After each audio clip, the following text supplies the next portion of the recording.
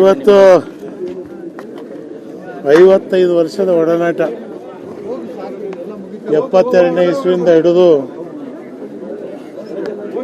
ಜನತಾ ಪರಿವಾರ ಅಲ್ಲ, ಬಟ್ ದೇವೇಗೌಡರ ಕುಟುಂಬದ ಪರಿವಾರದ ಸದಸ್ಯನಾಗಿದ್ದನು ನಾನು. ಆ ತಾಯಿ ಅನ್ನಪೂರ್ಣೇಶ್ವರಿ ಅವ್ರ MLA ಇರಲಿಲ್ಲ, MP ಇರಲಿಲ್ಲ, ಮುಖ್ಯಮಂತ್ರಿ ಇರಲಿಲ್ಲ. ಆದರೆ ಅವ್ರ ಅಂತಿಮ ಯಾತ್ರೆ ಯಾವ ರೀತಿ ನಡೀತಾ ಇದೆ ಅನ್ನಕ್ಕಂಥದ್ದನ್ನು ನೀವು ನೋಡ್ತಾ ಇದ್ದೀರಿ. ಇದಕ್ಕೆ ಕಾರಣ ಏನು? ಕಾರಣ ಆ ತಾಯಿಯಲ್ಲಿದ್ದಂಥ ಸ್ವಭಾವ. ಯಾರೇ ಮನೆ ಹೋಗಲಿ ಊಟ ಮಾಡಲಾರ್ದ ಕಲಿಸ್ತಿರ್ಲಿಲ್ಲ. ಹೊಳೆನರಸೀಪುರದಿಂದ ಹಿಡಿದು ಬಸವನಗುಡಿ ಮನೆಯಿಂದ ಹಿಡಿದು ಮುಖ್ಯಮಂತ್ರಿ ಮನೆಯಿಂದ ಹಿಡಿದು ಪ್ರಧಾನಮಂತ್ರಿ ಮನೆವರೆಗೂ ಕೂಡ ಆ ತಾಯಿಯ ಸಾರಥ್ಯ ಇತ್ತು ದೇವೇಗೌಡರ ಜೊತೆಯಲ್ಲಿ. ಪದೇ ಪದೇ, ಯಾಕಂದ್ರೆ ನಿಮಗೆ ಗೊತ್ತಿದೆ, ದೇವೇಗೌಡರ ಜೊತೆಯಲ್ಲಿ ಪ್ರಧಾನಮಂತ್ರಿ ಆಗಿದ್ದಾಗ ಕನಿಷ್ಠ 18 ಗಂಟೆ ಅವ್ರ ಜೊತೆಲಿ ಇರ್ತಿದ್ದೆ ನಾನು. ನನಗೆ ಅಮ್ಮ ಅವ್ರು ಫೋನ್ ಮಾಡೋರು, ಏನಾದರೂ ತಿಂದ್ರ ಗೌಡ್ರು, ಏನಾದರೂ ಕುಡಿದ್ರ, ಏನಾದರೂ ಕುಡಿಸಿ, ಏನಾದರೂ ತಿನ್ನಿಸಿ, ಸ್ವಲ್ಪ ಮಲಿಕು ಅಂತ ಹೇಳಿ. ಗಂಡನ ಬಗ್ಗೆ ಇಷ್ಟು ಚಿಂತೆ ಮಾಡ್ತಿದ್ದಂಥ ಒಂದು ಧರ್ಮಪತ್ನಿ. ಪದೇ ಪದೇ ಹೇಳೋರು ಅವ್ರು, ನಾನು ಯಾವತ್ತು ಹೋದ್ರೂ ಮುತ್ತೈದೆಯಾಗಿ ಹೋಗ್ಬೇಕು ಅಂತ. ದೇವರು ಅವರ ಆಸೆ ಇವತ್ತು ಅದನ್ನೇ ಆಯಿತು. ನನಗಿರ್ತಕ್ಕಂಥ ಚಿಂತೆ ದೇವೇಗೌಡರ ಆರೋಗ್ಯ. ಯಾಕಂದರೆ ಚೆನ್ನಮ್ಮನವ್ರು ಇಲ್ಲದೆ ದೇವೇಗೌಡರು ಒಂದು ದಿವಸ ಕಳೆಯೋದು ಭಾರಿ ಕಷ್ಟ. ಅಂಥದ್ರಲ್ಲಿ ದೇವರು ದೇವೇಗೌಡರಿಗೆ ಆರೋಗ್ಯ ನೀಡಲಿ.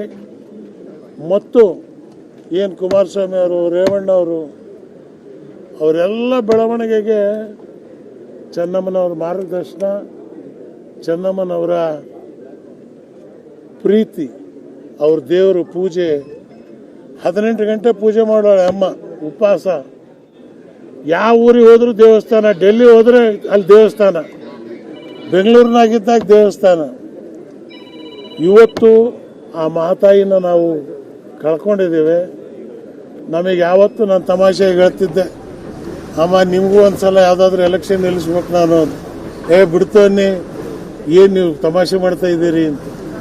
ಯಾವತ್ತು ನೀವು ನೋಡಿದಿರಿ ಅವ್ರ ಮೈ ಮೇಲೆ ಇರ್ತಕ್ಕಂಥ ಬಟ್ಟೆ, ಅವ್ರ ಮೈ ಮೇಲೆ ಬಂಗಾರ 10 kg ಬೇಕಾದ್ರೆ ಹಾಕ್ಬೋದಾಗಿತ್ತು ಅವರು. ಅಂಥ ಪವರ್ಫುಲ್ಲು ಮಗ. ಗಂಡಿದ್ರು ಕೂಡ ಸ್ವಾಸ್ಥಿಕವಾದಂಥ ಆಹಾರ, ಸರಳವಾದಂಥ ಜೀವನ.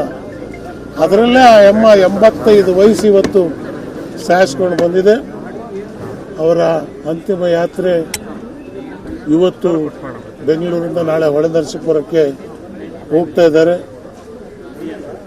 ದೇವೇಗೌಡರಿಗೆ, ಕುಮಾರಸ್ವಾಮಿಗೆ, ರೇವಣ್ಣನಿಗೆ, ಬಾಲಕೃಷ್ಣ, ರಮೇಶ, ನಮ್ಮ ಅನಸೂಯ, ಜಯಲಕ್ಷ್ಮಿ, ಶೈಲಜಾ, ಇವರೆಲ್ಲರಿಗೂ ದೇವರು ದುಃಖ ತಡ್ಕೊಳ್ತಕ್ಕಂಥ ಶಕ್ತಿ ಕೊಡಲಿ. ಡಾಕ್ಟರ್ ಮಂಜುನಾಥ್ರವರು ಕೂಡ ಭಾರಿ ಸೇವೆ ಮಾಡಿದರು ಅವ್ರ ಕಾಯಿಲೆಯಲ್ಲಿದ್ದಾಗ. ದೇವೇಗೌಡರ ಬಗ್ಗೆ, ಆರೋಗ್ಯದ ಬಗ್ಗೆನೂ ಕೂಡ ಡಾಕ್ಟರ್ ಮಂಜುನಾಥ್ ಅವರು 24 hours ಅವ್ರನ್ನ ಮನೆಯಲ್ಲೇ ಇಟ್ಕೊಂಡು ಅವರು ಸೇವೆ ಮಾಡ್ಕೊಂಡು ಬಂದರು. ಇವತ್ತದ್ದೆಲ್ಲ ನಾನು ಕಣ್ಣಾರೆ ಕಂಡಿದ್ದೇನೆ. ವಿವರಿಸೋದಕ್ಕೆ ಶಬ್ದವಿಲ್ಲ. ಭಗವಂತ ಅವ್ರ ಆತ್ಮಕ್ಕೆ ಶಾಂತಿ ಕೊಡಲಿ. ಇದೇ ನನ್ನ ಭಗವಂತನಲ್ಲಿ ಪ್ರಾರ್ಥನೆ.